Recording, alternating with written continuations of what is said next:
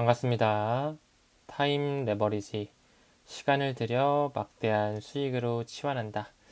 네, 금일 컨텐츠는 우리가 이제 암호화폐 투자하는 부분에 있어서 좀 더 거시적인 관점에서 어떤 부분을 좀 알고 투자하면 좋을까에 대해서 생각을 하다가 영상 한번 준비해 봤습니다. 차례대로 한번 말씀드려 볼게요. 우리는 현재 어떤 시대에 살고 있죠? 굉장히 기술이 고도화되고 자동화되고 그리고 혁신적인 부분에 있어서 굉장히 놀라움을 금치 못하는 그런 시대에 살고 있죠. 예시로 하나씩 좀 보겠습니다.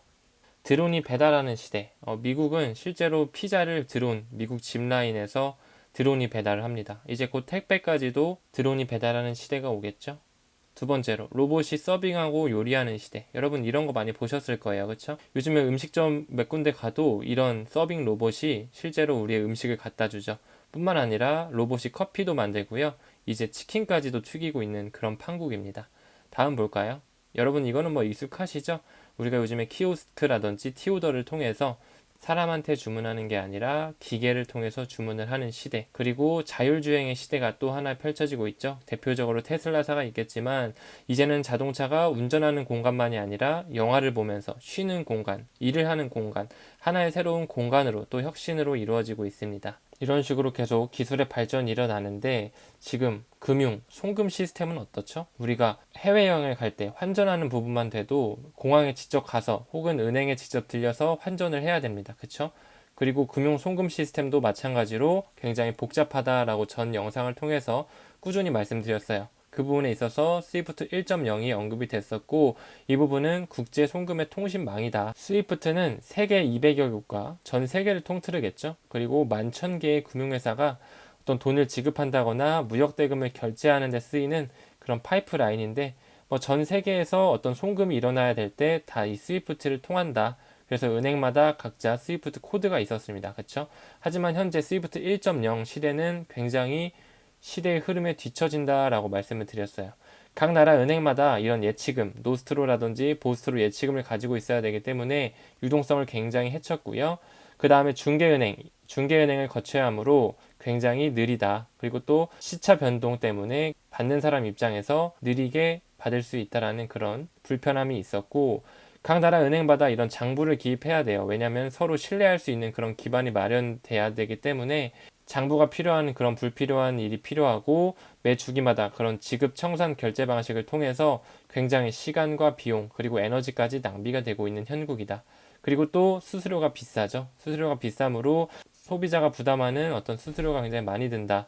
그렇기 때문에 은행은 수수료를 받아먹는 그런 피레미 같은 존재다라고 말씀을 드렸었고 마지막으로 오류의 가능성까지 5에서 6%까지 있으면서 우리는 굉장히 시대는 빠르게 변하고 세상은 혁신적으로 변하는 데 비해서 이 금융 시스템, 송금 시스템은 너무나 느린 형국에 빠져 있다라고 말씀을 드렸었어요.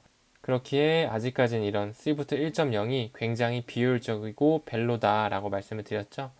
우리는 이 부분에서 리플의 분산 원장 기술, 이 DLT 기반의 OGL 시스템으로 스위프트 2.0의 어떤 판을 다 깔았다라고 말씀을 드렸었어요.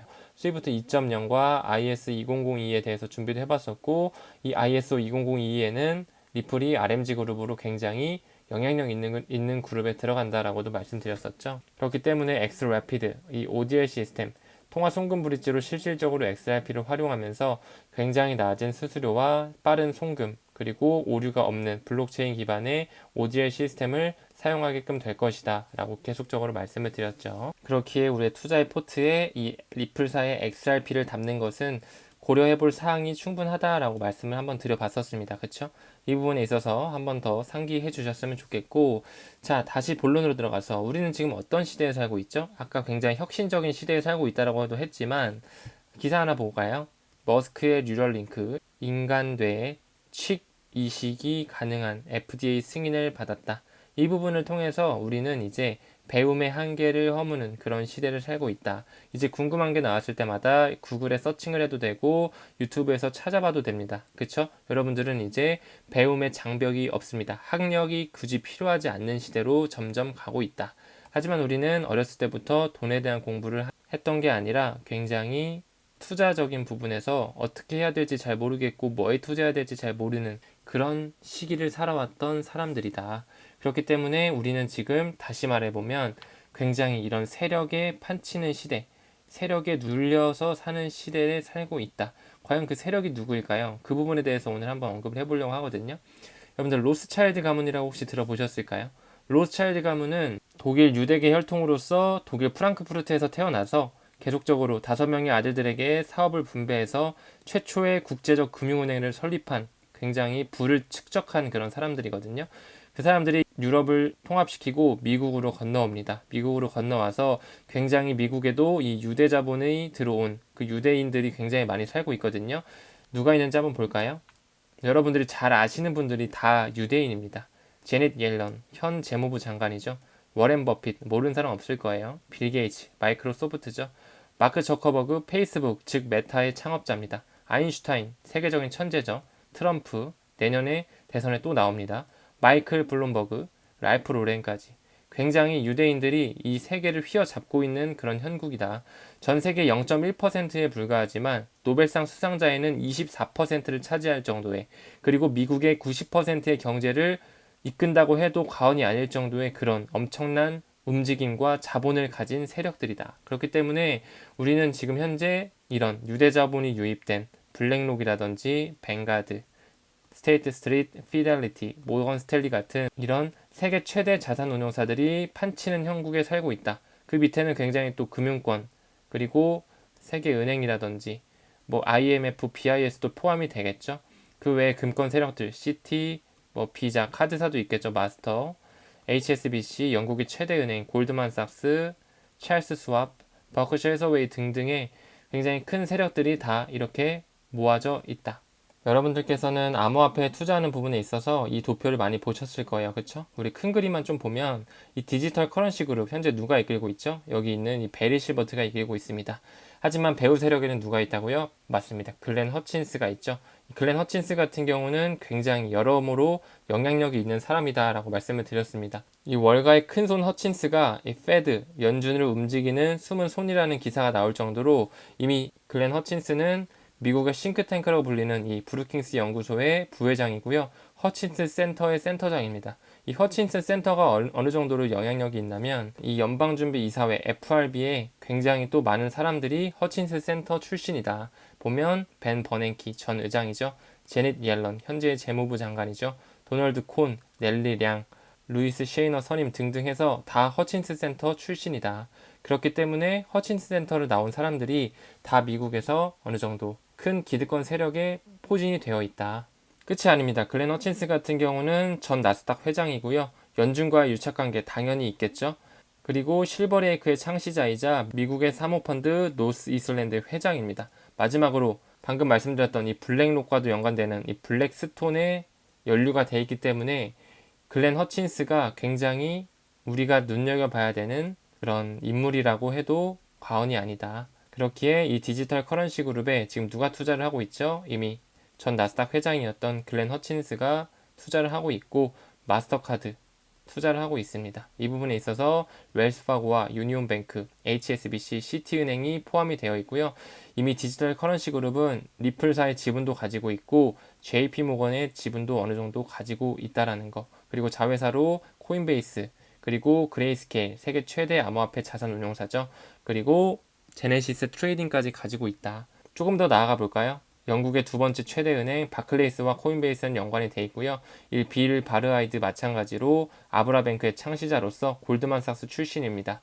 그리고 또 비트코인과 뿌리가 같은 라이트코인 찰리 리가 이끌고 있고 이는 구글의 소프트웨어 엔지니어 출신이고 그리고 이 위에 인도의 타타라든지 아보 리얼티 스트리트, 아메리칸 익스프레스 모두 다 블랙록과 스테이트 스트리트와 뱅가드가 연관이 되어 있다라고 보시면 됩니다. 그렇기 때문에 여러분들 이렇게 쭉 한편으로 크게 보시면 어느 정도 글렌 허친스와 같은 그런 유대 자본이 다 섞여 있구나, 다 세력들이 하나로 묶여 있구나라는 걸 느끼실 수 있을 겁니다. 그런 기득권층의 굉장히 우두머리라고 볼 수 있는 글렌 허친스가 한마디 말을 합니다. 그는 마지막으로 암호화폐는 가장 잠재력이 있는 기회다 라면서 그 이유는 우리 삶에 있어 가장 중요한 요소는 이 정보와 가치인데 우린 정보를 세계 어느 곳으로 빠른 속도로 전송할 수 있는 세상을 만들었다. 이제 넥스트 스텝은 가치의 차례이기 때문이라고 말했다. 라고 말을 하고 있거든요. 이 부분에 있어서 이미 우리는 이 정보라는 거는 언제나 어디서나 빠르게 어디로든 연결할 수 있다. 뭐를 통해서 연결할 수 있죠? 트위터라든지 유튜브라든지 SNS, 인스타그램이라든지 페이스북이라든지 이 정보는 무조건적으로 연결을 할 수 있는데 이제는 가치의 차례다. 가치를 어떻게 움직일 것이냐. 그건 바로 이 암호화폐, 이 블록체인의 기술로서 할 것이다. 이 가치에 대해 굉장히 신경을 쓰고 있거든요. 그리고 또 글렌 허친스가 무슨 말을 하죠? 전 나스닥 회장 글렌 허친스, 리플과 이더리움 끝까지 생존할 것을 예측했다. 이 부분에 있어서 우리는 좀 의미심장하게 볼 필요가 있다라는 부분을 느끼실 수 있을 겁니다. 이런 세계 최대 자산운용사와 글렌 허친스가 굉장히 또 영향력이 있었고 블랙록 같은 경우는 독보적인 존재다라고 얘기했었고 블랙스톤과 글렌 허친스가 연관이 돼 있었죠. 뱅가드 잠깐 볼까요? 뱅가드 포럼 봐도 모든 뱅가드의 자본들이 이 블랙록을 또 통합니다. 블랙록을 통해서 PNC든 HSBC든 테메노스든 산탄데르든 다 뿌려지고요. CME 그룹, 엑센추어, 아메리칸 익스프레스, JP모건, 미주호, 버크셔 해서웨이, 뱅크 오브 아메리카, 뉴욕 멜론은행, 구글 벤처스, 태국 시암은행, 미쯔비시, SBI, R3를 통해서 스위프트로 가고요. 머니그램 역시나 다 리플로 연결이 돼 있다. 우린 이 부분에 있어서 리플을 어느 정도 담아가야 될 필요가 있다라는 생각은 할 수 있을 겁니다. 그리고 아까 글렌 허친스가 굉장히 중요한 말을 했죠. 정보와 가치가 굉장히 중요한데 그 다음은 가치의 차례이다.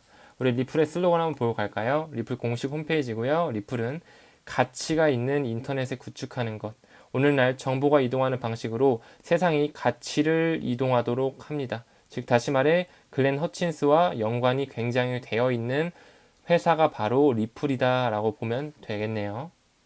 리플의 CEO죠. 브래드 갈링하우스의 양력을 보게 되면 2003년 야후의 수석 부사장으로 있다가 2009년에 어디 있죠? 실버레이크의 수석 고문으로 있습니다. 실버레이크의 창시자가 누구라고요? 글렌 허친스입니다.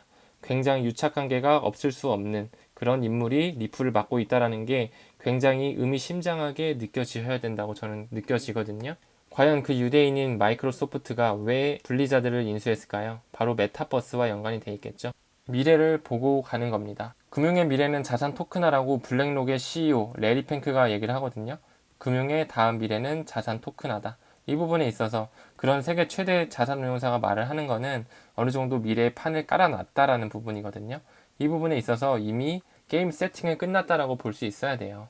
블랙록, 블록체인 포함 주식 그리고 채권, 토큰화 연구 중이다. 이제 곧 STO를 통해서 자산 쪼개기가 들어갈 거고 블랙록 CEO 레리 핑크 연내 서한 자산 토큰화 STO 긍정적이다. 시장 효율성을 개선할 수 있다라고 하면서 이제는 블랙록 움직이고 있다라는 부분. 이번에 무슨 기사가 나왔죠? 블랙록 현물 ETF 신청했다. SEC가 승인을 해주냐 마느냐 이제 굉장히 또 그 부분이 중요한데 그 부분에 앞서 뭐가 이루어져야 될까요? SEC와 리플의 어느 정도 소송이 마무리되어야지만 현물 ETF가 승인이 될 수가 있다. 그렇기 때문에 우리는 이제 곧 머지 않았다라는 생각을 할 수 있고 계속적으로 모아가야 된다라고 말씀을 좀 드릴 수 있을 것 같아요. 그리고 또 리플은 세계의 어떤 송금 브릿지 역할로 쓰이는 뿐만 아니라 세계 결제의 판을 아예 바꾼다. 금융의 판도를 아예 바꿀 수밖에 없다. 왜 그렇죠? 이미 세계 국경 간 결제 회사와 ODR 시스템이 다 합작이 되어 있다. 전 영상에서 말씀을 드렸죠. 전 세계에 걸친 국경 간 결제 회사와 이미 파트너십을 맺고 있다라는 부분 말씀을 드렸습니다. 그렇기에 우리나라의 네이버페이, 카카오페이, 미국의 구글페이, 애플페이, 일본의 라인페이, 인도의 페이티엠, 그리고 중국의 알리페이와 위챗페이가 다 하나로 이 글로벌 페이먼트 시스템이 연결이 된다.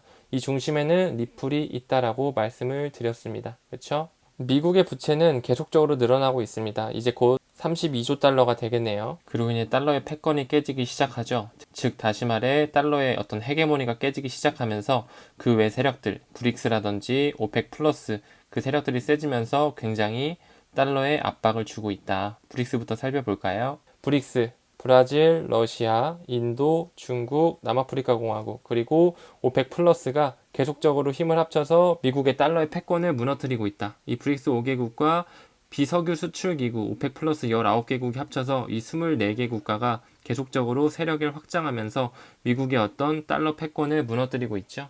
이 부분에 있어서 리플은 세계 준비 통화로 갈 수 있는 하나의 가능성을 열어둘 수도 있다라고도 생각됩니다.